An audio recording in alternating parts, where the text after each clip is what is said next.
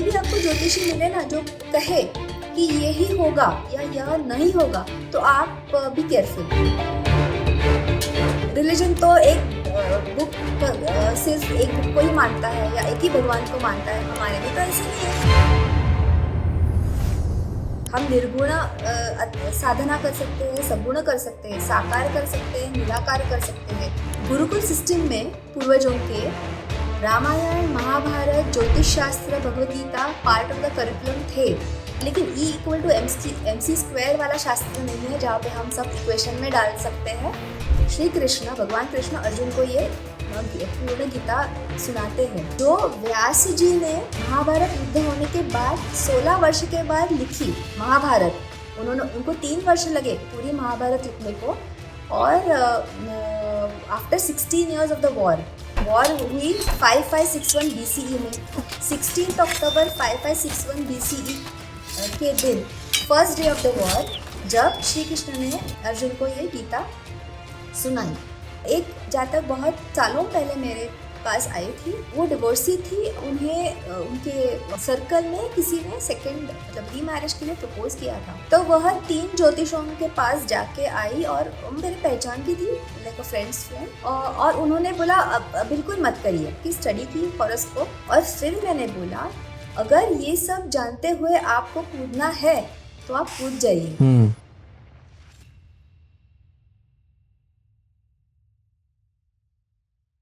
नमस्ते अश्विनी जी, बहुत बहुत धन्यवाद संस्कृति स्पेक्ट्रम से जुड़ने के लिए। संस्कृति स्पेक्ट्रम में हम भारत के पास्ट, प्रेजेंट और बियॉन्ड को एक्सप्लोर करते हैं।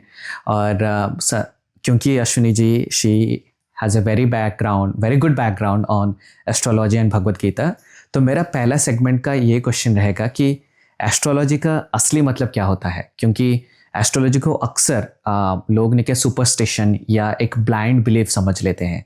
तो लेकिन इसके बारे में, क्योंकि अगर कोई एस्ट्रोलॉजर को पूछे तो they will tell the science behind it. लोग बोलते हैं कि इसमें मैथमेटिकल कैलकुलेशंस रहता है, लोग बोलते हैं इसमें प्लानिटरी मूवमेंट्स रहता है, और कुछ एंशिएंट्स विजडम रहता है जिसके द्वारा आप कैलकुलेट कर सकते हो कि एस्ट्रोलॉजी में क्या क्या होने वाला है, फ्यूचर प्रेडिक्ट कर सकते हो। तो इंडिया में आप शादियां पकड़ लीजिए, इंडिया में कोई भी बड़ा डिसीजन पकड़ लीजिए, या आप कोई भी बड़े से बड़े सेलिब्रिटी को देख लीजिए, वो लोग एस्ट्रोलॉजी को फॉलो करते हैं, वो लोग जानना चाहते हैं कि क्या होने वाला है। तो आप हमें समझाइए सिंपल भाषा में एस्ट्रोलॉजी एग्जैक्टली क्या है, क्या उसके पीछे का साइंस है, क्या उसके पीछे का फिलॉसफी है, और ये कैसे काम करता है। Ashwini ji, over to you.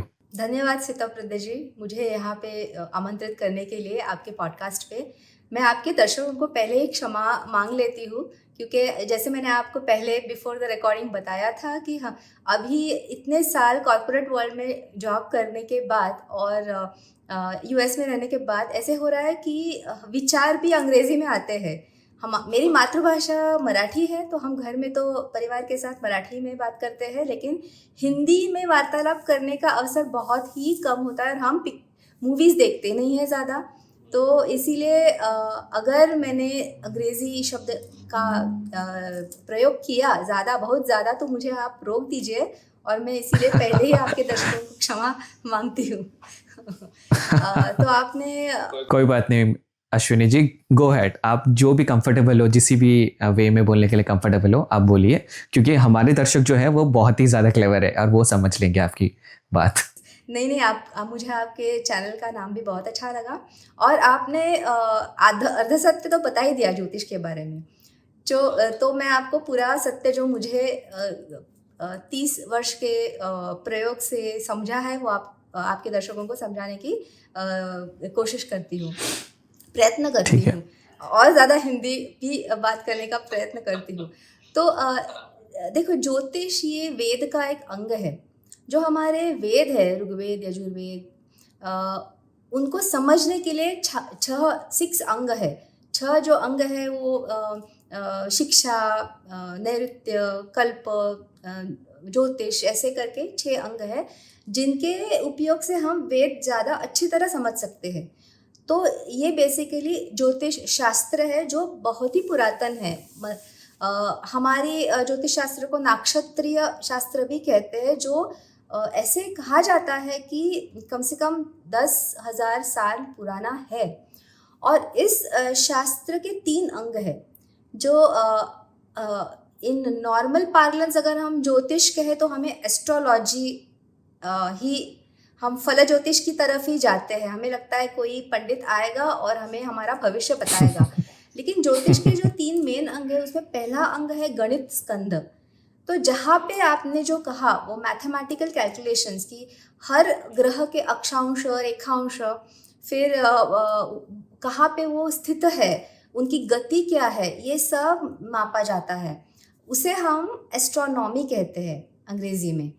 तो लेकिन जो हमारा शास्त्र है उसमें वैदिक ज्योतिष में astronomy is a part of it, गणित स्कंद है। जो दूसरा अंग है उसे संहिता कहते हैं, जहाँ पे हम ग्रहण जो होते हैं या धूमकेतु होते हैं, एक्लिप्सेस, या प्लैनेट्स के ऊपर के ब्लास्ट, ये सब चीज़ें स्टडी की जाती है। और जो तीसरा अंग है जिसे जातक स्कंद कहते हैं या फल ज्योतिष, जो in normal parlance, in common parlance हम एस्ट्रोलॉजी के नाम से जानते हैं। और इस शास्त्र में जातक स्कंद में या फल ज्योतिष में हम मनुष्य के जीवन पे ग्रह, तारे, नक्षत्र या राशि का क्या प्रभाव होता है in day to day life और इन लॉन्ग टर्म और शॉर्ट टर्म, ये हम अध्ययन करते हैं। और ये है ज्योतिष शास्त्र जो हाँ, it's including astronomy and astrology. और जैसे अगर आप बेसिक फंडामेंटल एस्ट्रोनॉमी और एस्ट्रोलॉजी, क्योंकि बहुत लोग ऐसे रहते हैं जो थोड़ा सा कंफ्यूज हो जाते हैं एस्ट्रोलॉजी और एस्ट्रोनॉमी में, तो अगर बेसिक किसी को समझाना है दोनों में डिफरेंस आप क्या कहेंगे उसके रिगार्डिंग? तो एक कैलकुलेशन पार्ट है, एक गणित पार्ट है, द एस्ट्रोनॉमी पार्ट, जहाँ पे बहुत सारे कैलकुलेशंस होते हैं मैथमेटिकल। और ये जो फल ज्योतिष है, तो वो फल ज्योतिष के लिए कैलकुलेशंस भी बहुत इंपॉर्टेंट है कि अगर शनि 28 डिग्री पे है या 25 डिग्री पे है एक जातक की पत्रिका में, तो उससे फर्क तो पड़ता है फल ज्योतिष पे। तो बेसिक फर्क यही है। एस्ट्रोनॉमी से हम ग्रह और तारों का प्रभाव जीवन पे नहीं नापते हैं, वो सिर्फ हम कैलकुलेट करके रखते हैं। वो बहुत ही इंपॉर्टेंट है, वो फंडामेंटल है, लेकिन उसका उपयोग हम फल ज्योतिष में करते हैं, जो हम भविष्य बताते हैं लोगों का कि ये होगा या नहीं होगा, ऐसे है। और बेसिकली फल ज्योतिष क्या है, आपने जन्म कुंडली ये शब्द तो सुना होगा, सब नहीं सुना है, या हम मराठी में जन्म पत्रिका कहते हैं। तो it is a photo of जब एखादा बालक जिस दिन पे जन्म लिया, जिस स्थल पे जन्म लिया और जिस वक्त पे, जिस समय पे जन्म लिया, उस जन्म का स्नैपशॉट है, उस काल, उस देश और उस दिन का। जो भी ग्रह, तारे या नक्षत्र की जो पोजीशंस है, उसका एक फोटोग्राफ इज योर जन्म कुंडली। हाँ, और फिर वो एक वेरी सिंपल, सहज way of telling what is a patrika. थोड़ा ज़्यादा कॉम्प्लिकेटेड होता है वैसे। There are 64 types of kundlis and etcetera etcetera. तो वो हम डेप्थ में पॉडकास्ट में तो नहीं जा सकते, बिकॉज ऑब्वियसली हाँ, आपने 30 साल उसके ऊपर अध्ययन किया है, तो हम अभी 1 घंटे में तो नहीं बता सकते। हाँ, बट आप मेरे अनुभव से कि ज्योतिष शास्त्र हो या हमारे कोई भी प्राचीन ग्रंथ हो या भगवद गीता हो या वेद हो, शायद एक जन्म काल में हम उसका अध्ययन नहीं पूरा कर पाएंगे। उसे काफ़ी जन्म लेने पड़ेंगे अगर सही में उनका अध्ययन करना हो तो। That's quite intense. हमें पता भी चल रहा है कि हमारे जो पूर्वज थे उन्होंने कितना ज़्यादा अध्ययन किया था, जिसके कारण वो ये सभी उन लोगों ने अंकित कर पाए अपने किताबों में। तो उनको भी श्रेय देना चाहिए उनके योगदान को। और आपने अच्छे से समझाया एस्ट्रोलॉजी और एस्ट्रोनॉमी के बीच में डिफरेंस क्या है। अभी ने क्या इसे थोड़ा साइंस की तरफ लेके जाते हैं, क्योंकि बहुत लोग क्या बोल रहे हैं ना कि एस्ट्रोलॉजी जो है उसे क्या प्लैनेटरी मूवमेंट्स के साथ भी कनेक्ट करते हैं, थोड़ा सा कॉन्स्टलेशन मूवमेंट के साथ कनेक्ट करते हैं। उसके ऊपर आपके क्या विचार रहेंगे?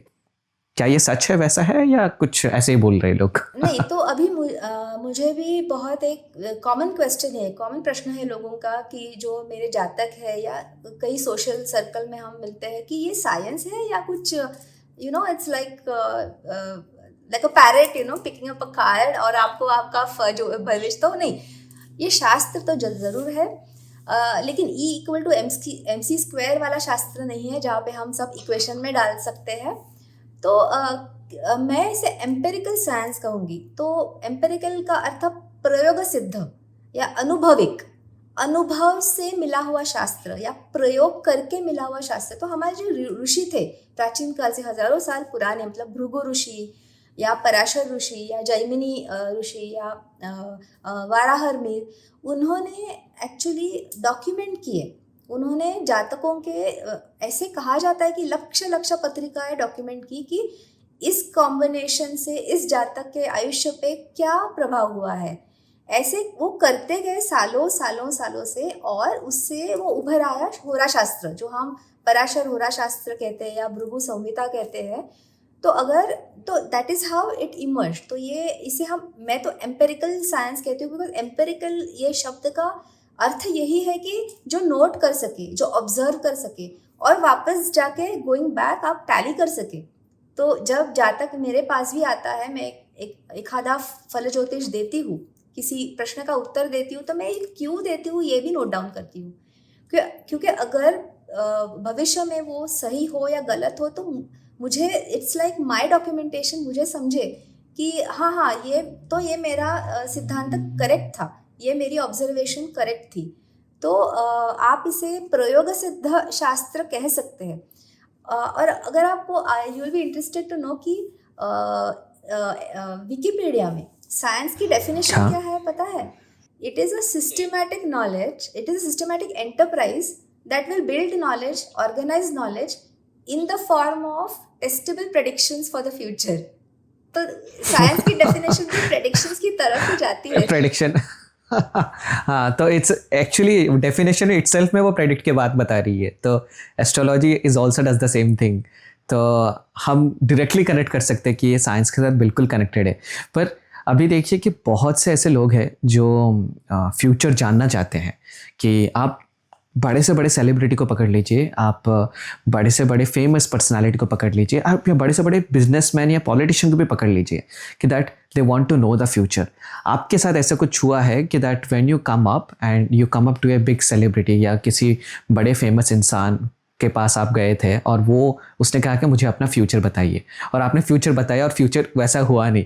ऐसे कुछ मिसकैलकुलेशन होती है या नहीं? ऐसा कभी नहीं होता है? तो सेलिब्रिटीज़ को तो मैं जानती नहीं हूँ, विशेष सेलिब्रिटीज़, या मुझे याद करना पड़ेगा, लेकिन हाँ मिसकैलकुलेशन हो सकती है। क्या है ना, ज्योतिष शास्त्र का जो अध्ययन है दैट इन्वॉल्व्स 27 नक्षत्र, हमारे 12 राशि, ओके, फिर 12 ग्रह, मतलब 9 main graha, starting from Ravi, Surya, Chandra, Mangal to Rahu Ketu. And then there are these naveen graha जो Neptune, Uranus, Herschel, Neptune, Pluto भी कहा जाता है।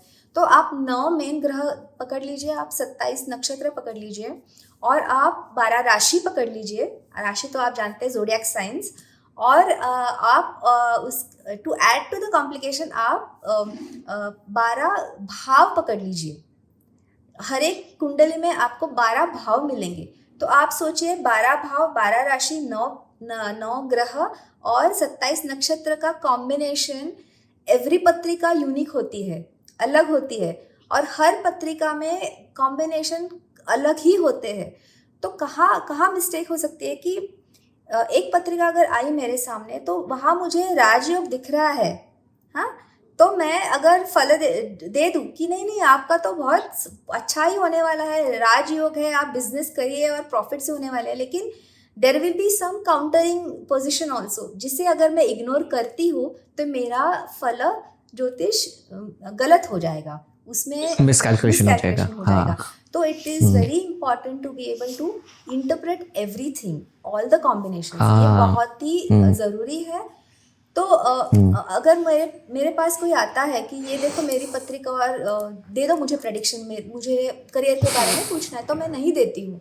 मैं कहती हूँ मुझे 4 to 5 days, 4 से 5 दिन लगते हैं डिकोड करने में एक जन्म कुंडली, कम से कम। अभी मैं समझ सकता हूँ इसके पीछे का कैलकुलेशन कितना ज़्यादा कॉम्प्लिकेटेड है।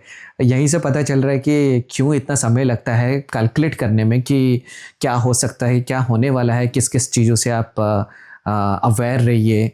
तो आपने अच्छे से समझाया। और कैलकुलेशंस ज़्यादा इंटरप्रिटेशन, उस स्थितियों का इंटरप्रिटेशन करना बहुत स्किलफुल है, उसके लिए बहुत अनुभव चाहिए, एक्सपीरियंस है वो, और साधना भी चाहिए, दोनों चाहिए। हाँ हाँ हाँ, मेडिटेशन इम्पोर्टेंट होता है। मेडिटेशन क्यों साधना चाहिए, आप उसके बारे में थोड़ा सा एम्फेसिस कीजिए।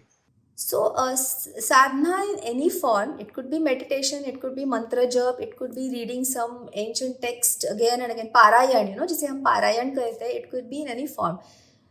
हम साधना क्यों करते हैं? हम स्थिर होने के लिए, हम स्थितप्रज्ञ होने की का प्रयत्न करने के लिए साधना करते हैं। ऐसे भगवान कृष्ण भी बोलते हैं कि स्थितप्रज्ञ होना जरूरी है मन स्थिर करने के लिए और अध्यात्म प्रगति करने के लिए। तो जब हम स्थिर हो जाते हैं तब हमारी 360 डिग्री विजन होती है। तब हम कुंडली के will talk from the point of view of कुंडली ओनली, नॉट साधना। बट जब मन स्थिर होता है तो you don't miss out on any combination. आप सब कुछ गृहित धर के ही फिर आपका भविष्य बताते हैं उस जातक का। तो इसीलिए अगर आपका मन स्थिर नहीं साधना है करना जरूरी और आप है। जल्दी में कुछ, तो वो नहीं होगा। हाँ, that's why you need a काम माइंड। और एक चीज़ है कि इंट्यूशन भी बहुत ज़रूरी है। साधना से आपका इंट्यूटिव कैपेसिटी भी इम्पॉर्टेंट, मतलब बढ़ जाता है। फॉर एग्जाम्पल इम्प्रूवमेंट होता है। हाँ, बहुत इम्प्रूव होता है और वो बहुत ज़रूरी है भविष्य के लिए। आपके पास शास्त्र है, आपके पास नियम है शास्त्र के। अगर आप पराशर होरा शास्त्र की पुस्तक देखेंगे तो 97 चैप्टर्स की वो पुस्तक है विथ रूल्स ओनली। सब नियम है।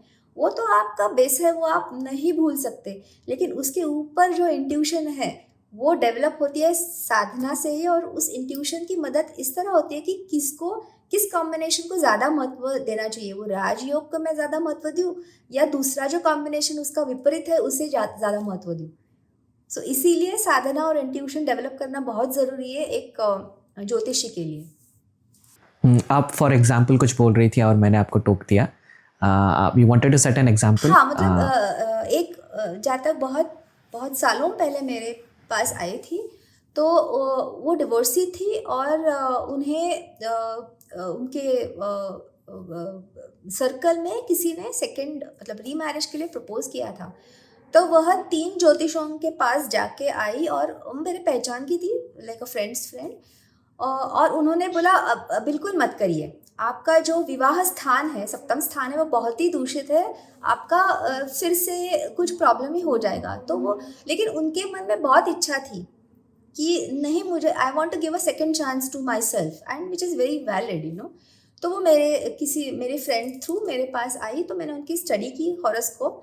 और तभी ये तो टेक्निकली वो तो सही था, जो ज्योतिषों ने उन्होंने बताया था कि वो नहीं करना चाहिए, वो सही था। वो सब रूल्स तो बैठ रहे थे कि हाँ वो सप्तम स्थान ये है।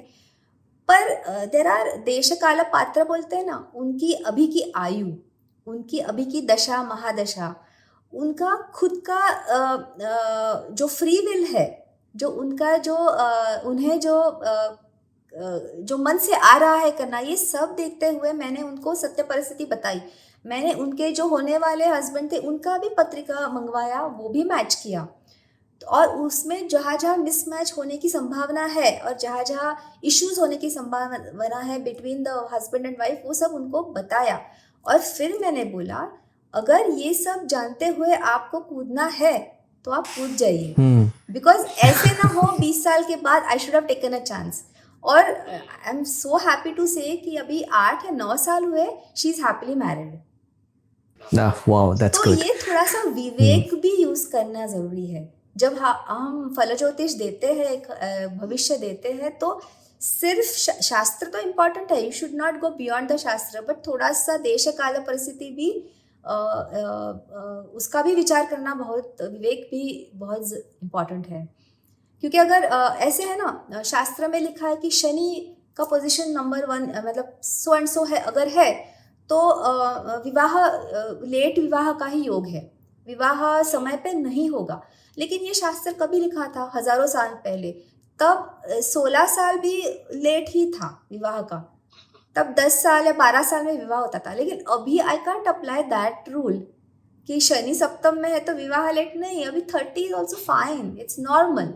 तो ये हमको तो इसीलिए वो एम्पेरिकल प्रयोग सिद्ध है, आज के समय के लिए क्या सही है वो देखना चाहिए। और ये चेंज होता रहता है scenario to scenario, situation to situation. Shani वही प्रभाव देगा, लेकिन वो कितना देगा आज के सिनेरियो में उसका विवेक रखना जरूरी है। अगर मैं 25 बरस की लड़की को बोलूँ लेट होगा, she saying I am only 25, I need another 5 years to settle myself, तो वैसे। बहुत अच्छे से समझाया अश्विनी जी, बहुत बहुत धन्यवाद। क्योंकि अभी आपने स्थित प्रज्ञा की बात छेड़ी इन बिटवीन, तो हम थोड़ा सा गीता की तरफ जाते हैं। क्यों गीता की तरफ जाते हैं? क्योंकि आज के सिनारियो में आपने देखा होगा बहुत से जेन जी रहते हैं, जेन अल्फ़ा रहते हैं, वो लोग हमेशा बोलते हैं कि that I am very stressed out, मैं बहुत ज़्यादा स्ट्रेस हो गया हूँ, मैं डिप्रेशन में जा रहा हूँ। ये जो इमोशनल स्ट्रगल उन्हें हमेशा रहता है, और वो जताते भी है। इमोशनल स्ट्रगल हमेशा रहा है, पर इतना ज़्यादा जताया नहीं गया है। हम अगर बेस्ट एग्जाम्पल ले तो महावीर अर्जुन, वो इतने ज़्यादा पावरफुल थे, जो इतने ज़्यादा स्किल्ड थे। जब भी महाभारत शुरू होने वाली थी, गांडीव उन्होंने छोड़ दिया और वो डिप्रेशन में चले गए। सोचने लगे कि अपने भ्राताओं के साथ कैसे वो युद्ध करेंगे, अपने परिवार वालों के साथ कैसे वो युद्ध करेंगे। तो वो that's a very best example कि कोई अगर डिप्रेशन में चला जाए तो फिर वहाँ पे लकीली उनके पास बहुत अच्छे मित्र कृष्ण थे उनके बाजू में, और उन्होंने फिर ऐसा कुछ बोल दिया जिसे हम आज गीता बोल रहे हैं। तो उन्होंने वैसा क्या बोला जिससे अर्जुन जैसे जो इतने बड़े महान थे, वो डिप्रेशन से उभर के निकल के आ गए। और आज के सिनारियो में why it makes very important कि किसी को गीता सीखना चाहिए, गीता पढ़ना चाहिए, जिसके द्वारा वो डिप्रेशन से लड़ पाए। इसके बारे में थोड़ा सा बताइए, आप एक्सप्लेन कीजिए। बहुत ही अच्छा प्रश्न है, थोड़ा विस्तार से बताना पड़ेगा क्योंकि हाँ। सो आपने शुरू किया था, मैंने कॉइन किया है फ्रेज कुछ साल पहले कि हम जब छोटे थे, आप तो अभी भी छोटे हो, कि हम जब छोटे थे हमें सिखाया जाता कि necessity is the mother of invention. अब मैं कहती हूँ कि abundance is the mother of mediocrity और डिप्रेशन। आप किसी गरीब के घर पे जाओ, वहाँ डिप्रेशन का कोई इशू नहीं होगा। जनरली डिप्रेशन जहाँ होता है जहाँ पे अबंडेंस होता है, बिकॉज वो फायर इन द बेली या कुछ संकल्प नहीं होता है, सब इजीली आ जाता है। That is one of the reasons. क्योंकि मेरे पास बहुत सारे टीनेज जो 11, 12, 13, 14 ईयर्स के जो बच्चे हैं, उनके पेरेंट्स आते हैं पत्रिका लेके कि एंग्जाइटी इशू है, डिप्रेशन है, स्लीप प्रॉब्लम्स है, तो क्या करें। तो अच्छी तरह से प्रेम से तो समझाना पड़ता है कि थोड़ा टफ लव भी दीजिए, सब कुछ लाके न दीजिए, थोड़ा उनको भी मेहनत करने दीजिए। तो ये इश्यूज अभी इसीलिए बढ़े हैं बिकॉज अबंडेंस भी बढ़ी है। आप देखो आज अभी कोई शायद भूखा नहीं मरेगा। हमारे पेरेंट्स के ज़माने में भूख, फूड, क्लोथिंग, शेल्टर, मैस्लोज की नीड हायरार्की थ्योरी अगर आपने पढ़ी हो इकोनॉमिक्स में, तो बेसिक जो अंग वस्त्र निवारा जो है वही मिलने में सब जुटे थे। अब वो पार कर चुके। अब या मैं होंडा CR-V लूँ या BMW लूँ, इसके कारण डिप्रेशन होता है। या इंस्टेंट ग्रेटिफिकेशन, कोई बॉस इमीडिएटली आप बहुत अच्छे हो नहीं बोलेगा जॉब सिनारियो में, लेकिन पेरेंट्स बोलते हैं you are the best. Parents को लगता है जो हमने कष्ट किए वो हमारे बच्चों को नहीं करना चाहिए, लेकिन मुझे लगता है करना चाहिए, अदरवाइज उनको वैल्यू ही नहीं होगी जो उनके पास है। बिकॉज जब वो दूसरी दुनिया में, मतलब इन द कॉम्पिटिटिव वर्ल्ड जाएंगे, तो उन्हें कोई बोलने वाला नहीं है you are the best. There is going to be cut throat competition only. तो ये एक, this is the practical reality. अब ऐसा कृष्ण जी ने क्या बताया, तो पूरी गीता बताई। आपको तो पता है गीता के 18 अध्याय है, और युद्ध के पहले दिन श्री कृष्ण, भगवान कृष्ण अर्जुन को ये पूर्ण गीता सुनाते हैं, जो व्यास जी ने महाभारत युद्ध होने के बाद 16 वर्ष के बाद लिखी महाभारत। उनको 3 वर्ष लगे पूरी महाभारत लिखने को, और after 16 years of the war. तो आपको तो पता है, नीलेश होगा आपके मित्र है, वॉर हुई 5561 BCE में। 16 अक्टूबर 5561 BCE के दिन, first day of the war, जब श्री कृष्ण ने अर्जुन को ये गीता सुनाई। और सुनाई। क्यों सुनाई? क्योंकि अर्जुन आए, जैसे आपने कहा, गांडीव छोड़ दिया, रोने लगा और कहने लगा मैं युद्ध नहीं करूंगा। तो अर्जुन तो बहुत बड़ा योद्धा था, ऐसे नहीं कि वो डर गया, बट वो डिल्यूडेड हो गया, उसको मोह हो गया, जो जिसके बारे में नहीं सोचना चाहिए। आप अगर गीता देखो तो हर तीसरे या चौथे श्लोक में कृष्ण कहते हैं अर्जुन उठ युद्ध कर, अर्जुन उठ युद्ध कर, युद्धस्व है वो श्लोक है, बहुत सारे श्लोक है, बट हतो वा प्राप्स्यसि स्वर्गम जित्वा वा भुक्ष्यसे महिम। अगर आप युद्ध करते हो और मरते हो तो स्वर्ग प्राप्त करोगे, या तो फिर राज्य करोगे, दोनों ही आपके लिए अच्छा है। यह आपका क्षत्रिय धर्म है, आपका स्वधर्म अपनाओ। तो अर्जुन, श्री कृष्ण, भगवान कृष्ण अर्जुन को अपना स्वधर्म समझाते हैं। और एक्चुअली गीता सेकेंड चैप्टर में ख़त्म होती थी अगर अर्जुन ने और प्रश्न नहीं किए, और क्वेश्चंस पूछने किए होते। तो सेकेंड चैप्टर में ऐसे कृष्ण कहा कहते हैं। तो सबसे पावरफुल मैसेज जो मुझे लगता है कि हमें लगता है हम ये शरीर है, हम खाते हैं, पीते हैं, सोते हैं, जागते हैं, एंजॉय करते हैं, पढ़ते हैं, काम करते हैं, ये हम हैं। लेकिन जो सांख्य योग है, उस द सेकेंड अध्याय ऑफ भगवद गीता, जिसमें कृष्ण कहते हैं कि हम तो आत्मा है, हमें आत्म दर्शन की तरफ जाना चाहिए, हमें अपना आत्मस्वरूप जानना ज़रूरी है, ना कि मेरे हाथ पैर या मैंने कितना कमाया है, वो इम्पॉर्टेंट है। धर्म अर्थ काम मोक्ष सब इम्पॉर्टेंट है। धर्म, और हमारे ज्योतिष में भी देयर इज अ धर्म कोण, देयर इज अ अर्थ कोण, देयर इज अ काम कोण एंड देयर इज अ मोक्ष कोण। बट जब हम धर्म से शुरू करते हैं, अल्टीमेटली हर आत्मा की एक ही पर्पस होती है, वो है मोक्ष पाना, जो कृष्ण अर्जुन को समझाते हैं। और इस पूरे जर्नी में सबसे इम्पॉर्टेंट क्या है? हम अपना हर एक का स्वधर्म निभाना। स्वधर्म क्या है? स्वधर्म मतलब हिंदू धर्म नहीं। स्वधर्म का अर्थ ये है कि जो आपका जो गुण है, आपका जो नेचुरल इंक्लिनेशन है, आप वो निभाना। At every stage you have to do what you need to do in the righteous way to achieve your own objective। तो अगर आपका स्वधर्म है कि आप इंजीनियर हो, मुझे पता है, आपका काम करते हो, उधर कुछ क्रिएट करते हो, आपको ये धर्म भी करना है। You want to spread this word, you want to get more and more people talk on dharma, या अपने शास्त्र, तो आप वो भी कर रहे हैं, वो भी आपका नेचुरल इंक्लिनेशन है, तो आप दोनों पे काम करें। तो हर एक मनुष्य का कुछ स्वधर्म होता है। हम सांसारिक तो हमें अपनी रिस्पॉन्सिबिलिटीज निभानी है ही, पर हमें एक जो अपना आध्यात्मिक आत्मबल जो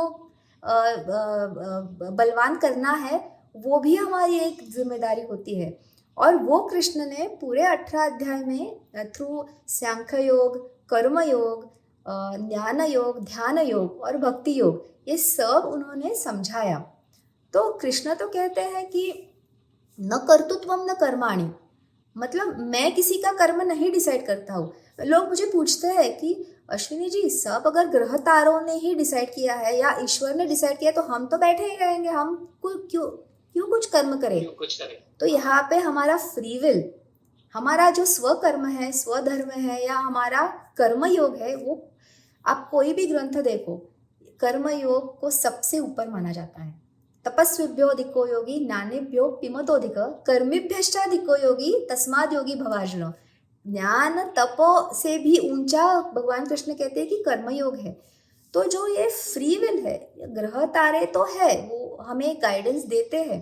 तो कृष्ण ने भगवान को, अर्जुन को यही समझाया कि आप अपना स्वधर्म करो, आप अपना स्वकर्म करो। और ये सबसे बड़ी सीख भगवान ने अर्जुन को दी। और उसने at the end of the 18th, और इतना डेमोक्रेटिक है हमारा एंटायर सिद्धांत, इन सनातन धर्म इतना डेमोक्रेटिक है, प्रजातांत्रिक है, कि 18 अध्याय हुए, राइट? ये जब पूरा भगवान कृष्ण समझाते हैं अर्जुन को, एक एक क्वेश्चन से उनका होता है कि अगर ज्ञान भी इम्पोर्टेंट हो तो कर्म क्यों, अगर बुद्धि योग कर्म क्यों, इम्पोर्टेंट है तो हाँ। कर्म क्यों, अगर भक्ति इम्पोर्टेंट है तो कर्म क्यों। तो ये सब समझाते समझाते 18वें अध्याय में कृष्ण कहते हैं मैंने आपको ये गुह्य ज्ञान दिया, इति ते ज्ञान माख्यातम गुह्यम गुह्यतरम मया विमृशेते दशेशेन यथेच्छसि तथा कुरु।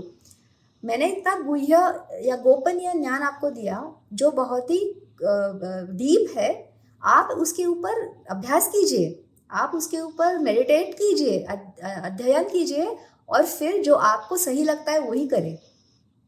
He never forced him at them, though he kept pushing him कि आप युद्ध करो युद्ध करो। तो अंत में अर्जुन क्या कहते हैं, नष्टम मोह स्मृतिर्लब्धा, मेरा मोह, मेरा डिल्यूजन खत्म हो गया, सब खत्म हो गया, हाँ। और मैं सत्य, लाइक आई एम स्थित इन द ट्रूथ, सत्य में मैं स्थित हो गया हूँ, तो अभी मैं आप जो कहते हैं वही करूँगा। तो लकीली है, जैसे आपने कहा कि अर्जुन को तो कृष्ण मिल गए, लेकिन हमारे पास तो भगवत गीता छोड़ गए व्यास जी। तो इसीलिए हमें हमें लोग पूछते हैं, मुझे या नीलेश को भी, हम सोशल सर्कल में, कि कब शुरू करनी चाहिए पढ़ना। मैं तो कहती हूँ जब से पढ़ना शुरू करते हैं तब से भगवत गीता करनी चाहिए, जितना समझता है उतना, एज अर्ली एज पॉसिबल। और क्योंकि अभी बहुत से ऐसे लोग हैं जिन्होंने नहीं किया, बिल्कुल शुरू नहीं किया है, तो उन्हें कैसे शुरू करना चाहिए? कोई भी एक ट्रांसलेशन, ऐसे ज़रूरी नहीं है कि आपको संस्कृत आना चाहिए।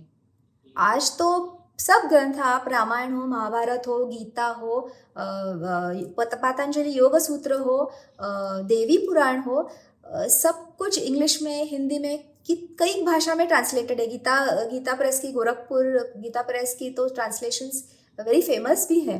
तो किसी भी एक ट्रांसलेशन से शुरू तो कीजिए, बस शुरू करना है, एफर्ट डालना है। कर्म के इसमें आप, भगवद गीता तो कहती है कर्मयोग पे 3 चैप्टर, अध्याय 3, 4 और 5 पूरा कर्मयोग ही बताता है, कर्म, अकर्म, विकर्म।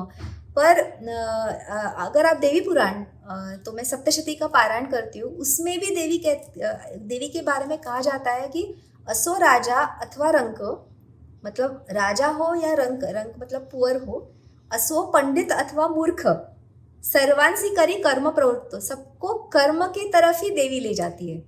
तो कृष्ण हो, देवी हो या विष्णु हो, विष्णु को भी 5000 वर्ष, 5 सहस्र वर्ष मधुकैटभ असुरों को मारने के लिए देने पड़ते हैं। तो कुछ भी हो, वो कर्म, यू कैन नॉट एस्केप कर्म योगी। और एक और चीज़, क्योंकि आपने बताया कि गीता, क्योंकि बहुत लोग ऐसे रहते हैं गीता को नहीं क्या रिलीजियस टेस्ट के हिसाब से देखते हैं, पर ये एक साइकोलॉजिकल मैनुअल बन गया है, जिसे नहीं कि आप टफेस्ट मोमेंट से टफेस्ट मोमेंट में रहो, you could able to figure it out. तो वो आपको बहुत ज़्यादा हेल्प करता है, असिस्ट करता है कि किस तरह से आप सिनारियो से उभर के आ सकते हो। इसके ऊपर आपके क्या विचार रहेंगे? एक तो रिलीजन वर्ड ही गलत है हमारे लिए। हमारा हिंदू धर्म है, हमारा सनातन धर्म है, it's not religion, so it's a wrong translation. धर्म क्या है? धर्म अभ्युदय के लिए, फॉर सस्टेनेंस, धर्म का अर्थ ही फॉर सस्टेनेंस है। धर्म के 3 हमारे फंडामेंटल प्रिंसिपल्स है, विच इज आचार सहिष्णुता, एंड्योरेंस इन कॉन्डक्ट, विचार स्वातंत्र्य, सबसे इम्पॉर्टेंट कि you have freedom of thought, आप स्वतंत्रता से विचार कर सकते हो, आप आचार सहिष्णुता मतलब कॉन्डक्ट एंड्योरेंस कर सकते हो, and that has to be the righteous conduct, it can not be, because the third principle is niti dharma dridhata, absolute conviction in the moralities और द मॉरल वैल्यूज। तो ये हमारे धर्म के 3 फंडामेंटल्स है। तो इसमें रिलीजन कहाँ आ गया? रिलीजन तो एक बुक, सिर्फ एक बुक को ही मानता है या एक ही भगवान को मानता है। हमारे में तो ऐसे नहीं है, हम निर्गुण साधना कर सकते हैं, सगुण कर सकते हैं, साकार कर सकते हैं, निराकार कर सकते हैं, द्वैत कर सकते हैं, अद्वैत कर सकते हैं, चाहे श्री गणेश जी का करे, चाहे भगवान विष्णु का करे, शिव जी का करे, देवी का करे, या किसी का भी करे, हमको सब अलाउड है। तो यहाँ पे रिलीजन का ये फिलोसॉफिक, और सिर्फ भगवद गीता नहीं, आप उपनिषद देखो, आप Veda are a bit of technical, ये यज्ञ कैसे करें एंड ऑल दैट, बट आप उपनिषद देखो, आप पतंजलि योग सूत्र देखो, आप देवी पुराण देखो, आप भगवद गीता देखो, आप योग वशिष्ठ देखो, ये सब तो फिलोसॉफिकली है। जीवन कैसे जीना चाहिए, कैसे व्यतीत करना चाहिए, यही इसी बारे में कहते हैं। It is philosophical, it is highly, it's a management, you can call it a management guide, you can call it a life guide actually. और लोगों को पढ़ना चाहिए। अगर उन्हें स्थितप्रज्ञ होना है तो पढ़ना तो डेफिनेटली चाहिए। और आपने तो अच्छे से बताया स्थितप्रज्ञ होना, क्योंकि भगवान कृष्ण जब उसके बारे में बताते हैं, वो उससे पहले कभी वो वर्ड उससे पहले कभी नहीं आया। वो पहली बार भगवद गीता में आ रहा है और फिर समझाते हैं। वो चैप्टर 2 में ही एंड हो जा रहा है। मतलब कोई अगर चैप्टर 1 चैप्टर 2 पढ़ दे रहा है, वो बहुत ज़्यादा उनको ऑलरेडी अंडरस्टैंडिंग आ जा रही है। तो कृष्णा ने जब स्थितप्रज्ञ का कॉन्सेप्ट समझाया, जो बेसिकली अनअफेक्टेड रहे किसी भी सौरों में, आज के केओटिक वर्ल्ड में ये कैसे हो सकता है, वो कैसे कल्टीवेट कर सकता है ये होना, उसके ऊपर थोड़ा सा स्ट्रेस डालिए। वर्ल्ड तो हमेशा केओटिक ही रहा है, इसीलिए महाभारत बनी, इसलिए रावण ने सीता जी को हरण किया, तो तभी भी केओस था। 14,000 ईयर्स पहले रामायण हुई, तभी भी केओस था। 7,500 वर्ष पहले महाभारत हुई, तभी भी केओस था, अभी भी केओस है। तो केओस तो कॉमन फैक्टर है, हाँ, बस बरकरार रहता है। बरकरार रहता है। तो मुश्किल तो है, आसान तो नहीं है, कि बहुत सरल तो नहीं है स्थितप्रज्ञ होना। लेकिन यहाँ पे भगवान क्या कहते हैं कृष्ण, अभ्यासेन तु वैराग्य। कैसे होना है? अभ्यास से और वैराग्य से, डिटैचमेंट से और कंटिन्यूअस प्रैक्टिस से। वहाँ पतंजलि कहते हैं कि अभ्यास कैसे करना है, वहाँ वो भी कहते हैं कि Patanjali yoga sutra is on how to achieve yoga, okay, चित्त वृत्ति निरोध। हाँ, तो ये कैसे योग पॉसिबल है? अभ्यास वैराग्येन तान्निरोध, विथ अभ्यास विथ वैराग्य, तो with continuous practice and detachment. और अभ्यास कैसे होना चाहिए? पतंजलि कहते हैं कि नैरंतर्य, कंटिन्यूअस, दीर्घकालेन, for a long time, with दृढ़ भूमि, विथ कन्विक्शन, ऐसा हो, and with a positive attitude, सत्कारो सेवितो भाव। तो इस एटीट्यूड से वो अभ्यास होना चाहिए। तो निरंतर होना चाहिए, डे इन डे आउट होना चाहिए, दीर्घकालीन होना चाहिए। It will take lifetimes to achieve the state of स्थितप्रज्ञ। जो एक आत्मा जन्म लेती है, उसका सब आत्मा, हम सब आत्माएं जो है, उनका एक ही लक्ष्य है, हम जानते नहीं हैं कि वो है मोक्ष पाना। आप शायद ग्रेड 5 में हो आध्यात्मिक एवोल्यूशन में, मैं शायद ग्रेड 1 में हूँ, कोई और शायद ग्रेड 50 में, मतलब 50th फ्लोर ऑफ द स्काईस्क्रेपर होगा। तो हम अपनी अपनी जर्नी निर्धारित कर रहे हैं। तो कृष्ण भी अर्जुन को कहते हैं कि आपने और हमने बहुत जन्म है, आपको याद नहीं है, मुझे सब मेरे जन्म याद है। कृष्ण बिकॉज वो भगवान थे, वो योग युक्त थे, उन्हें सब याद था। हमें हम आपको और हमें तो कुछ याद नहीं, लेकिन हमारा अल्टीमेट, हर एक आत्मा का अल्टीमेट गोल मोक्ष पाना ही है, और वो एक लाइफ टाइम में पॉसिबल है ही नहीं। तो ये केओटिक वर्ल्ड में हमें आते रहना है और हमारी जर्नी कंटिन्यू करते रहें। वो भी कृष्ण कहते हैं तत्रतम बुद्धि सहयोगम लभते पौर्वदेहिकम। जो हमने पिछले जन्म में छोड़ा है हमारा अभ्यास, वो इस जन्म में कंटिन्यू करते हैं लोग, और वो कंटिन्यू होता, वो life and death cycle continue होते होते एक दिन कंटिन्यू होता है। लेकिन उसका अंडरलाइंग प्रिंसिपल इज डिटैचमेंट, वैराग्य। वैराग्य बहुत ही इंपॉर्टेंट है। तो डिटैचमेंट का मतलब ऐसे ही क्या, मैं मेरे आपकी मदर आपको प्रेम न करे, या आप आपके मदर को प्रेम न करे, या मैं मेरे लड़के या लड़की को प्रेम न करूँ, ऐसे नहीं है। There is a fine line between detachment and attachment. प्रेम तो है, पर कितना लेवल, कितना दूर तक आप जाओ, कितना आप अपने आप को उसमें, इसलिए तो हमको वो आश्रम दिए हैं, 4 आश्रम, ब्रह्मा, वानप्रस्थाश्रम एंड संन्यास एंड गृहस्थाश्रम, ब्रह्मचर्य जो पहला आश्रम है जहाँ पे हम पढ़ाई करते हैं। फिर थोड़ा सा आप आश्रमों के बारे में थोड़ा सा एक्सप्लेन कीजिए, कुछ व्यूअर्स रहेंगे जिन्हें पता नहीं रहेगा आश्रम्स क्या रहते हैं। हाँ, तो 4 आश्रम हमको बोले गए हैं हमारे ग्रंथों में। तो ब्रह्मचर्य जब हम स्टूडेंट लेवल में होते हैं, फिर गृहस्थाश्रम जब हम शादी करते हैं और गृहस्थ बन जाते हैं, फिर है वानप्रस्थाश्रम, and that is very important. जब हमारे बच्चे बड़े होते हैं और अपना जीवन व्यतीत करने का सामर्थ्य रखते हैं, तो हमें बैक सीट लेना ज़रूरी है। यही वानप्रस्थाश्रम है। अगर आप 30 या 40 ईयर ओल्ड के लड़का या लड़की को हम डे टू डे बेसिस पे क्या खा रहे हो, क्या पी रहे हो, अगर आप ये इंटरफेयर करने लगोगे तो आप डिटैच कभी हो ही नहीं पाओगे। और डिटैचमेंट का ये भी मतलब है, deep inside one should know कि हर एक आत्मा सक्षम है अपनी अपनी जर्नी प्रोसीड करने के लिए। तो हम अपने आप को बहुत ज़्यादा इम्पोर्टेंस देते हैं लाइफ में कि मेरे कारण ये सब हो रहा है, मैं नहीं होंगी तो क्या होगा। ऐसे कुछ नहीं है। किसी के कारण, किसी के न होने के कारण कुछ भी रुकता नहीं है, और किसी के होने के कारण कुछ होता है, ऐसे भी नहीं है। तो ये भी एक फिलॉसफी है। तो ये 4 आश्रम है, और 4th आश्रम इज संन्यास।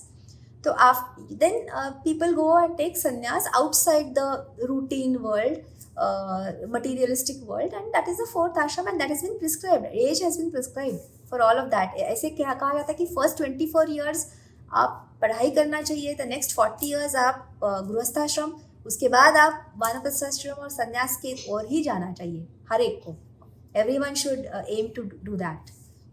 हाँ, तो इसी तरह से आप डिटैचमेंट को अच्छी तरह से समझ पाओगे और स्थित प्रज्ञ हो पाओगे इवेंचुअली। क्योंकि आपने अभी कर्म योगी के बारे में एक्सप्लेन किया, इसे थोड़ा अच्छे से जानने की कोशिश करते हैं, क्योंकि भगवद गीता में 3 चैप्टर बस कर्म योगी के ऊपर है। तो क्या होता है ना, आज के यूथ मत पकड़िए, आज के जो जनरेशन जो है ना, उसमें क्या हो रहा है कि वो लोग ने क्या चीज़ें बहुत जल्दी अचीव कर दे रहे हैं, and they are reaching to whatever they have plan, वो जल्दी अचीव कर रहे हैं, जिसके कारण उन्हें लग रहा है कि चलो हम लोगों ने तो अपना पर्पस अचीव कर लिया, अभी रिलैक्स करते। वो बर्नआउट हो जा रहे हैं अचीव करने के बाद। तो क्योंकि गीता में कर्म योगी का कंसेप्ट आया है, और जहाँ पे वो बता रहे हैं कि अटैचमेंट एक्शंस के ऊपर कॉन्सेंट्रेट कीजिए, जो फल के ऊपर ना कॉन्सेंट्रेट कीजिए, कर्म करते जाइए। आज के जो यूथ है, आपको ऐसा लग रहा है कि आज के यूथ मत पकड़िए कि दिस जनरेशन पकड़ सकते हैं आप। आज के जो जनरेशन है, आपको लग रहा है कि ऐसे कि जो लोग ज़्यादा फल के प्रति उनका अट्रैक्शन है, ना कि वो कर्म के प्रति वो लोग सोच रहे हैं, उसके ऊपर आपके क्या विचार रहेंगे? जो आपने कहा ना कि यूथ को लग रहा है पर्पस तो अचीव हो गया, तो वहीं पे प्रॉब्लम वहीं से शुरू हो जाती है, क्योंकि उनको हर एक को अपना अपना रियल पर्पस ही पता नहीं है। हमारा पर्पस मटेरियल चीज़ों से गिनते हैं, या वो डिग्री हो, मैंने PhD अचीव कर लिया, डॉक्टरेट अचीव कर लिया, या वो मनी हो, मैंने 1 घर लिया, 2 घर लिया, या वो समथिंग एल्स हो, we have made our purpose that only. हमारा जो रियल पर्पस है जीवन का, जो आत्म साक्षात्कार है या आत्मदर्शन है, सेल्फ रियलाइजेशन है, इसके बारे में हम सोचते ही नहीं।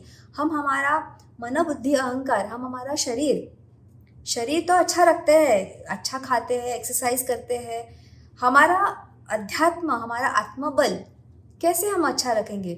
हम अगर आध्यात्मिक कुछ प्रैक्टिसेस स्पिरिचुअल करें ही नहीं, तो दैट वी आर, मतलब यूथ हो, ऐसे नहीं कह सकते कि सब यूथ ऐसे है, बट आप ऐसे कह सकते there are some youth, there you are an example, कि जो जानते हैं कि रियल पर्पस क्या है, हमारे जीवन का सही मकसद क्या है, उद्देश्य क्या है। तो यह कई थोड़े प्रमाण से लोग जानते हैं, लेकिन बहुत अंश मेरी जनरेशन के भी लोग नहीं जानते, या मेरे पेरेंट्स के जनरेशन के भी बहुत अंश लोग नहीं जानते कि उनका सही पर्पस क्या है। उनका यही है कि ठीक है, घर बना लिया, बच्चे कर लिए, उनकी शादी कर ली, हो गया मेरे पर्पस। लेकिन जो कर्म कृष्ण ने कहा है, that karma is always link to the larger good. मतलब वो सिर्फ अपने लिए कर्म नहीं है, जो स्वधर्म है वो हमेशा मैं हूँ, मेरा परिवार है, मेरी सोसाइटी है, मेरा गांव है, मेरा शहर है, मेरा देश है, और ये जग है, पृथ्वी है। तो हमारा कर्म ऐसा होना चाहिए, slowly it should give results, और इट शुड बेनिफिट सबको, नॉट मैं और मेरी फैमिली को। तो हम वहाँ पे भी एक मिस्टेक करते हैं कि हम कर्म मतलब मैं ऑफिस जाऊँ, मेरे वो एक इम्पॉर्टेंट आप कर सकते हैं कि स्वधर्म है हर एक का, पर उसके बियॉन्ड भी जाना बहुत ही आवश्यक है कि हम सिर्फ खुद का ना सोचें, लेकिन वो सर्कल हमारा बड़ा है। यद्यत आचरते श्रेष्ठ तत्तत् तेवेतरो जना, ऐसे कृष्ण कहते हैं। तो ये बहुत ही इम्पोर्टेंट है। और कर्म भी कैसे है, कृष्ण कहते हैं कि कर्म अकर्म जैसा हो, सिर्फ कर्म न हो। तो आप प्रारंभ तो कर्म से करोगे, बट वो कर्म धीरे धीरे विकर्म में होना चाहिए, विशेष कर्म में होना चाहिए। You should be passionate about what you are doing, और वो इतना विशेष होना चाहिए कि धीरे धीरे वो अकर्म, कि आपको लगता ही नहीं हो आप कुछ कर रहे हो। देखो, आप पॉडकास्ट कर रहे हो, आपको उससे कोई, you are not tensed about it, और आपको थकान नहीं होगी उससे, क्योंकि वो आपका अकर्म है। यू आर वेरी पैशनेट, और आपको पता है उससे आपको सिर्फ प्रसिद्धि नहीं मिलेगी, उससे आप you are giving knowledge to the world at large. तो the larger picture is more important than anything else. तो ये आपका अकर्म हुआ, लेकिन ये 99% लोग नहीं जानते, इसीलिए गीता पढ़नी बहुत ज़रूरी है, बहुत ही ज़रूरी है। बहुत अच्छे से समझाया, क्योंकि आपने अभी तापस और जप ये दोनों के बारे में भी आपने थोड़ा सा बताया, उसको थोड़ा सा अच्छे से जानने की कोशिश करते हैं। ये जो, क्योंकि ये एक स्पिरिचुअल पाथ में लोगों को लेता है, तो क्या लगता है आपको कि तापस और जप, मतलब तपस्या और जप करना स्पिरिचुअल इवोल्यूशन में किसी को परिवर्तित कर सकता है? आपके विचार क्या रहेंगे इसके ऊपर? परिवर्तित तो निश्चित रूप से कर सकता है। और देखो, ऐसे है ना, स्थित प्रज्ञ, मन स्थिर कैसे हो, तो विविधाष्ट पृथक चेष्टा, बहुत सारे मेथड्स है। आप मेडिटेशन कर सकते हो, आप जप, मंत्र जप, नाम जाप कर सकते हो। आप जैसे मैंने कहा, कोई पुराण या कोई सप्तशती या कोई भगवत गीता या कोई योग सूत्र की क्या अध्ययन रोज कर सकते हो। सबसे महत्वपूर्ण क्या है कि वो रोज करना, एवरीडे, निरंतर करना, ये बहुत ही इम्पॉर्टेंट है। और तपस्या क्या होती है, आप डिटैच कैसे होंगे हमारे, ये जो हमारे इंद्रिय है, ज्ञानेंद्रिय और कर्मेंद्रिय, हमारी 5 ज्ञानेंद्रिय और 5 कर्मेंद्रिय है, ये हमेशा बाहर जाने की कोशिश करती है। कुछ सुनना अच्छा लगता है, कुछ गाना, म्यूजिक, संगीत, कुछ खाना अच्छा लगता है, कुछ पहनना अच्छा, टच। ये हमें हमेशा बाहर लेके जाते हैं, लेकिन हम एक्चुअली अंदर जाना ज़रूरी है। This is just the material, बाहरी हम, ये शरीर है, जो हमारी आत्मा है उसकी तरफ ले जाने के लिए तप जप बहुत ही इम्पॉर्टेंट है। और तपस्या क्या है, इवन फास्टिंग, जो आप फास्ट करते हो वो भी बहुत तपस्या का एक रूप है। फॉर एग्जाम्पल, भगवान कहते हैं कि निराहारस्य देहिनः, अगर पतंजलि भी कहते हैं कि प्रत्याहार, अष्टांग योग में प्रत्याहार एक बहुत ही इम्पॉर्टेंट अंग है, कि आप अगर बेसिक अपने इंस्टिंक्ट ऑफ ईटिंग को नहीं कंट्रोल कर सके, तो आप क्या ही करोगे, बाकी तो क्या ही करोगे। तो अगर आप वो कंट्रोल कर सकते हो, लाइक हम वाटर फास्टिंग करते हैं, अब तो हम बहुत ट्रैवल कर रहे हैं तो 1 साल से नहीं किया, पर उसके पहले हर हफ्ते, हर वीक हम 36 घंटा सिर्फ पानी पीते थे, वंस इन अ वीक। मगर मतलब जब अगर मंगलवार को शाम को डिनर लिया, तो direct breakfast on Thursday morning, गुरुवार को सुबह वो फास्ट ब्रेक कर दिया, उस 36 घंटों में सिर्फ पानी पीना। तो ये क्यों करते हैं? Not to get some become slim और रिड्यूस वेट, उससे वेट तो रिड्यूस नहीं होता है। आपने नीलेश को देखा होगा, उनका तो वेट जैसा है वैसा ही, वो अगर फास्ट करे या ना करे, लेकिन उससे हमको संयम आता है। अगर आप भगवद गीता देखो तो संयम, आप कंट्रोल बिल्ड कर सकते हो उस तरह और से। पतंजलि कहते हैं कि अगर आप आहार कंट्रोल कर सकते हो तो आप बाकी इंद्रियों को भी कंट्रोल कर सकते हो। Tell me how difficult it is today to keep the phone away for 6 hours, very difficult. बिल्कुल सही कहा आपने। हाँ। लेकिन वो जरूरी है। लेकिन आप अगर अपन अन्न ग्रहण कंट्रोल कर सकते हो तो ये इजी हो जाएगा, ये सब इजी हो जाएगा।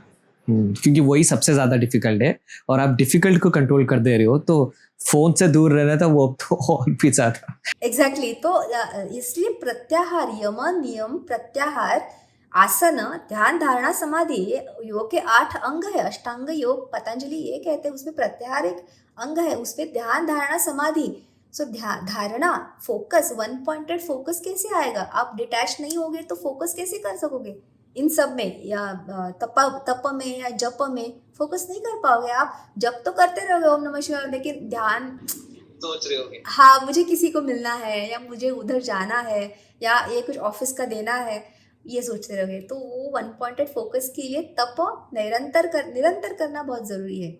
और धारणा प्लस ध्यान प्लस समाधि इज इक्वल टू संयम। जो भगवत गीता में आप देखोगे तो संयम, संयम कितने बार आया है? सुख दुखे समय कृत्वा लाभा लाभो जया जयो, सम आता है, संयम आता है, स्थितप्रज्ञ संयम ही है।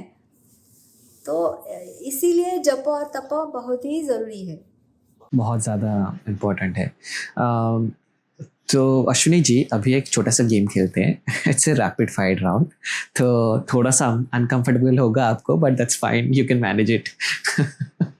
तो पहला क्वेश्चन जो रहेगा ये रहेगा कि क्या आपने कभी भी एस्ट्रोलॉजिकल प्रेडिक्शंस के बेसिस पे डिसीजन लिया और आपने रिग्रेट किया हो? कभी ऐसा कुछ इंसिडेंट्स आए हैं? तो रिग्रेट तो नहीं किया, नहीं, मतलब अगर रैपिड फायर है तो नहीं किया। लेकिन क्या मेरी प्रेडिक्शंस गलत हुई है? तो हाँ, हुई है। मेरी प्रेडिक्शंस, मेरा जनरल स्कोर कार्ड 95% एक्यूरेसी होता है। अगर कोई भी आपको ज्योतिषी मिले ना जो कहे कि ये ही होगा या यह नहीं होगा, तो आप बी केयरफुल, बिकॉज ये ना हमेशा संभावना कितनी है, highly probable versus least likely. बहुत ज़्यादा संभावना है इस चीज़ के होने की या बहुत कम है, इसमें ही मापना चाहिए ज्योतिषी को। क्योंकि अगर आपका जो फ्री विल है, आपका जो डिसीजन मेकिंग है, that will play a very important role. अभी दूसरे के ऊपर मूव करते, क्योंकि रैपिड फायर है तो ज़्यादा समय नहीं लेंगे उसके ऊपर। तो और क्या भगवत गीता और एस्ट्रोलॉजी को स्कूल के करिकुलम के पार्ट बनाना चाहिए? अगर चाहिए तो क्यों? 2 मिनट में एक्सप्लेन कीजिए। एब्सोल्युटली बनाना चाहिए, आंसर इन 1 सेकेंड। और क्यों? गुरुकुल सिस्टम में पूर्वजों के रामायण, महाभारत, ज्योतिष शास्त्र, Bhagavad Gita part of the curriculum थे। ऐसे मैंने कहीं सुना है या पढ़ा था कि 200 या 300 साल पहले 1 लाख गुरुकुल से ज़्यादा थे, अभी शायद हज़ारों में ही है। तो जब गुरुकुल सिस्टम थी तब ये सब पार्ट ऑफ द करिकुलम था, और ये आना, हर एक को ज्योतिष आना, भगवत गीता आना बहुत ही ज़रूरी है। तो एक और फनी सा सवाल है। अगर, क्योंकि अभी एआई का ज़माना है, अभी सभी लोग आर्टिफिशियल इंटेलिजेंस और बहुत से चैट जीपीटी, नहीं तो कुछ भी एआई के वेबसाइट्स रहते हैं, उसके ऊपर कुछ ना कुछ टाइप करते रहते हैं। तो मैं अगर कहूँ कि आप एक एआई एस्ट्रोलॉजर एक दिन के लिए बन जाते हो, तो पहला प्रेडिक्शन आपका क्या रहेगा? ये तो बहुत ही मुश्किल सवाल है। एआई एस्ट्रोलॉजर, पहला prediction on what? On the earth? हाँ, अर्थ के ऊपर, किसी के ऊपर नहीं तो आपने जो भारत का जो अभी चल रहा है बहुत से सिचुएशंस, और उसके ऊपर क्या प्रेडिक्शन रहेगा कि भारत उन्नत करेगा, उन्नति में करेगी? मैं इतना आर्टिफिशियल इंटेलिजेंस, मुझे ज़्यादा कुछ पता नहीं है वो क्या करता है, तो शायद ये मैं डॉज करती हूँ सवाल, क्योंकि मैं क्या प्रेडिक्ट करूँगी। हाँ, ओके। अभी एक और सवाल ये रहेगा कि गीता और एस्ट्रोलॉजी को, क्योंकि अभी सभी कुछ आप तो देखते हो बिंज वॉचिंग, नेटफ्लिक्स लगा लेते हैं, प्राइम वीडियो लगा लेते हैं, सभी कुछ उसी के ऊपर काम लोग वॉच करते रहते हैं। अगर गीता और एस्ट्रोलॉजी को नेटफ्लिक्स के सीरीज में कन्वर्ट किया जाए, तो क्या वो एक फ्यूचर प्रेडिक्शन सीरीज में कन्वर्ट हो गई, या आपको क्या लगता है वो? सीरीज में करना है, बहुत अच्छी बात है, करना चाहिए, because that is how people will get attracted. श्लोक पढ़ने से या ट्रांसलेशन पढ़ने से वो देखना पसंद करते हैं। इसीलिए तो महाभारत, रामायण इतनी रामानंद सागर जी की और बी.आर. चोपड़ा की फेमस हो गई, इतनी ज़्यादा फेमस है। हाँ, पर ज्योतिष शास्त्र सी अल्टीमेटली, मैंने जो कहा ना कि प्रेडिक्ट करने के लिए इंट्यूशन और एक विवेक बुद्धि की भी बहुत ज़रूरत होती है शास्त्र के ऊपर, तो वो सीरीज प्रेडिक्ट कर पाएगी कि नहीं, आई डोंट नो। ठीक है, कोई बात नहीं। एक और क्वेश्चन रहेगा, ये एक इंटरेस्टिंग क्वेश्चन है, इसके ऊपर अगर आप टाइम लेना चाहते हो आप ले सकते हो, दैट्स कम्प्लीटली फाइन। क्योंकि एस्ट्रोलॉजी आपने बताया कि मैथमेटिकल कैलकुलेशंस पे है, तो अगर इसका एल्गोरिदम बनता है, क्योंकि आप जानते हो सी प्रोग्रामिंग, जावा, उस सभी एल्गोरिदम पे काम करता है, दैट्स आल्सो मैथमेटिक्स। उसका अगर एल्गोरिदम बन जाता है तो एस्ट्रोलॉजी का आउटकम क्या एक्यूरेट हो सकता है तभी? तो उस एल्गोरिदम के कारण ही वो जनरल प्रेडिक्शंस आते हैं ना। अगर आपका कंप्यूटराइज्ड हॉरोस्कोप आप करवा लो, हम सब आजकल कंप्यूटराइज्ड पत्रिका ही करते हैं बिकॉज वेरी एक्यूरेट रहता है, लेकिन ना उस सॉफ्टवेयर में जनरलाइज प्रेडिक्शंस आते हैं, वो कभी भी नहीं देखना चाहिए, क्योंकि they are so general, they are like western astrology कि आप ये सन साइन में हो तो ये होगा, वैसे नहीं होगा। हर एक की, जैसे मैंने कहा, हर एक की कुंडली यूनिक है, हर एक की कुंडली के कॉम्बिनेशंस कहीं पे भी रिपीट नहीं होते हैं, तो वो पर्सनलाइज्ड ही होना चाहिए। वो मुझे नहीं लगता है कोई सॉफ्टवेयर कर पाएगा। मे बी 60% तक कर पाएगा, 50-60% तक, बट अगर आपको कुछ सीरियस ये है प्रश्न है तो आप ज्योतिषी के पास जाना चाहिए। और मैं इसके साथ ये भी कहती हूँ कि अगर आपका लाइफ 80-90% ओके है तो आप कहीं भी मत जाइए, जाने की आवश्यकता नहीं, बिल्कुल जाने के आप अगर कोई बहुत बड़े संघर्ष से गुजर रहे हो, या आपको कोई बड़ा निर्णय लेना है लाइफ के बारे में कि मैं अमेरिका छोड़ के मुझे वापस सब फैमिली को लेके इंडिया जाना है, तो मैं करूँ क्या, ऐसा कोई, या मैं मेरा जॉब छोड़ के मैं बिजनेस करूँ क्या, ऐसा कोई डिसीजन है, या मैच मेकिंग, हाँ, मैच मेकिंग में बहुत इंपॉर्टेंट है, अगर अरेंज, वो भी अगर अरेंज मैरिज है तो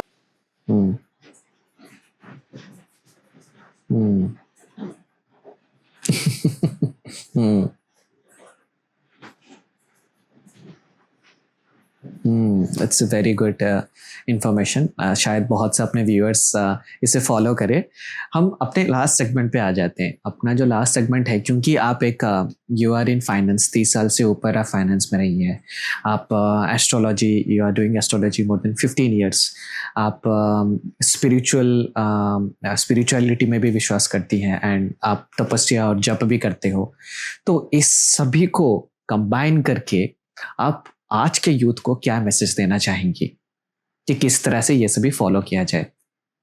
तो ज्योतिष में प्रैक्टिस कर रही हूँ 15 साल से, पर मैं पढ़ रही हूँ 30 साल से, मोर देन 30 ईयर्स, वो तो साधना ही है। तो यूथ को मोदी जी क्या कहते हैं, आत्मनिर्भर बनो, करेक्ट, मोदी जी का एक संदेश है आत्मनिर्भर।